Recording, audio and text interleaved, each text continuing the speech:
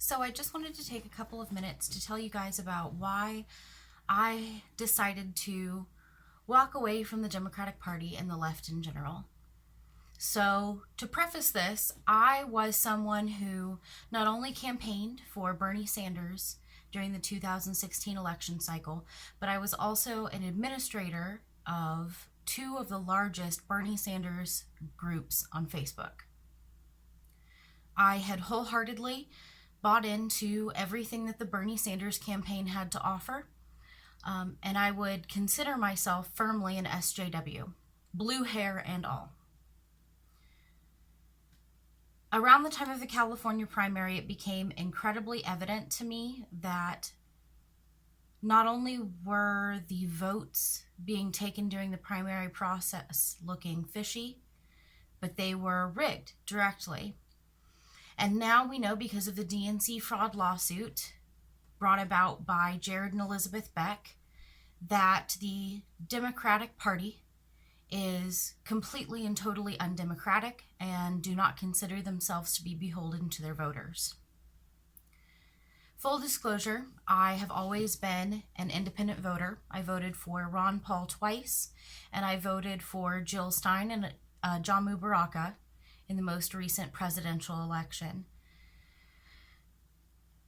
After deciding that I was going to vote third party and that my vote was not going to be cast for Hillary Clinton, I kind of took a step back from what people were calling the Bernie Sanders movement in general and started to assess the people that I had surrounded myself with. And I remember very distinctly the moment that things just kind of clicked for me, that the left wasn't something that I wanted to be a part of anymore. And it was when one of my friends had made a status about afros being an exclusively African American hairstyle, and that anyone who was white or any other racial group for that matter wearing one was engaging in cultural appropriation. And I chimed in on that conversation and I said, well, wait, my dad's hair is incredibly curly. And he had an afro back in the 70s that he would just pick out, and it was his natural hair, and it was big and fluffy and glorious. And I had a dog pile of around 25 people that before that point I had considered to be close friends, people that I had worked with on the campaign of Bernie Sanders, dog pile on top of me, calling me every name in the book. And I just I didn't know what to do. I just sat there and I took the abuse, I took the flogging, I took all of the name calling and just kind of absorbed it. And after that conversation was over, I received a Facebook message from a friend of mine who actually ran a congressional campaign in this past cycle. And he informed me that he agreed with me, but he was afraid to agree with me publicly because he didn't know how it would affect his reputation. And throughout the course of that conversation, it just struck me that I was terrified of these people.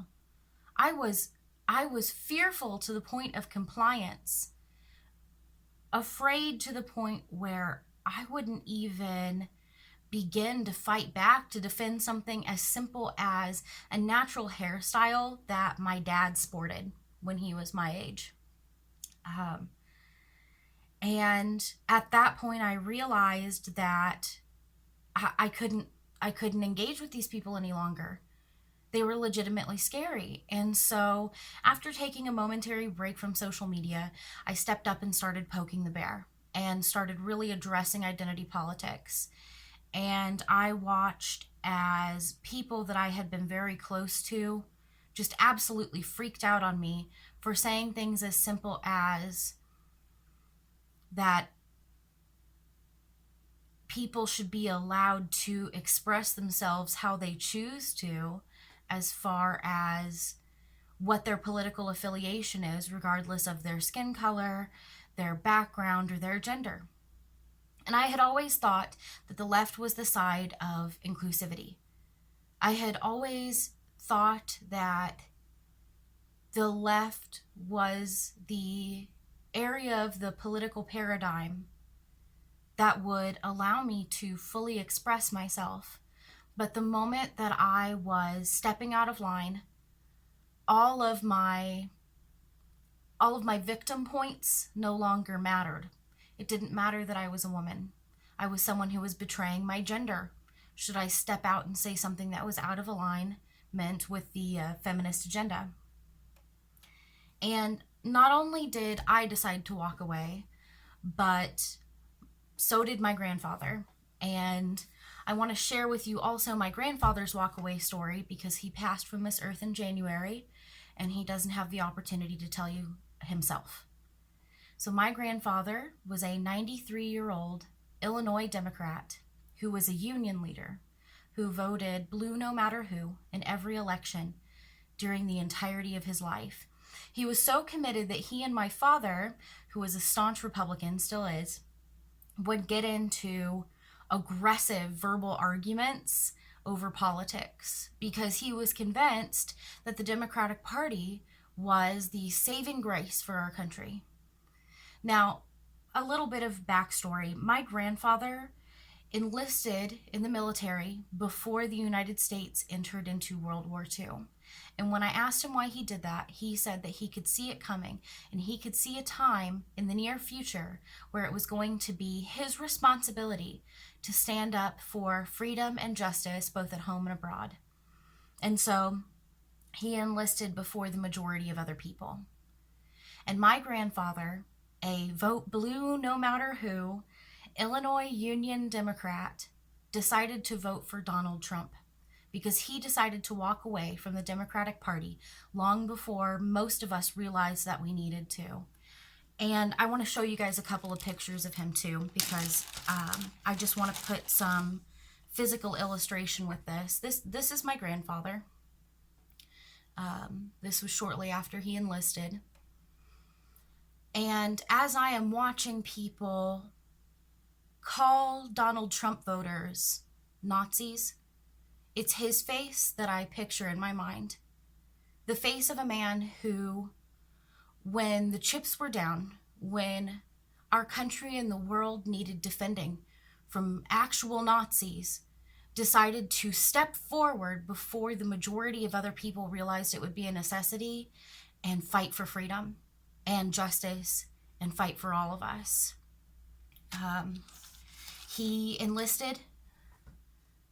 He knew, before the rest of us did, the kind of sacrifice and change that was going to be necessary in order to preserve freedom for the United States and the rest of the world.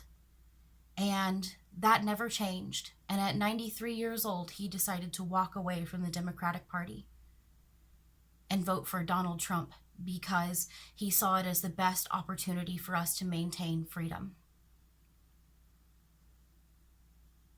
I can't help but think that all of these people that are running around using slurs continually, xenophobic, racist, Nazi in particular, should really get a good visualization of who they are using those labels against. And my grandfather, George Edward Stroll, chomping on his stogie right there in the middle, who went and fought actual Nazis during World War II, was one of the first people to determine that we all needed to walk away from the Democratic Party and from the left in general. And he had the courage of his convictions to change his mind after more than 90 years on this earth. And it was because of his willingness to change and because of the experiences that I've had with people who were drastically intolerant and who participate in othering, that I decided to walk away. And I hope that my story, my witness to this cultural movement that's happening, can act as a wake-up call for some people.